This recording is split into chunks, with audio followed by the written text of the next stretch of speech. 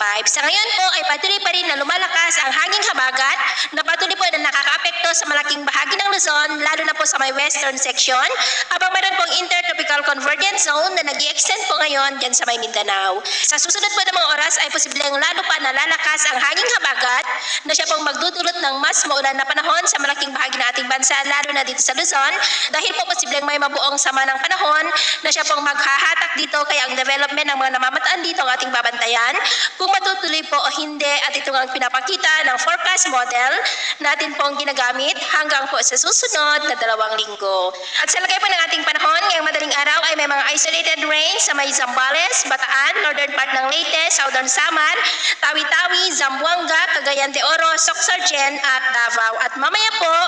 ay sisikat naman ang araw sa malaking bahagi ng ating bansa, pero may tsansa pa rin ng maulap na kalangitan with isolated rain sa may Metro Manila, coastal areas ng Pangasinan, Zambales, Bataan, Guindulman, Maasin, Zamboanga, Soc-Sargen at Davao. At mayang hapon po, mas maraming lugar ulit ang makakaranas ng maulap na kalangitan with isolated rain sa malaking bahagi ng Mindanao, Ilocos Region, Cordillera, ilang bahagi ng Central Luzon, Mindoro Provinces, Negros. Kaya mag-ingat po tayo dahil posible pa rin po ang mga banta ng mga pagbaha at pagguho ng lupa.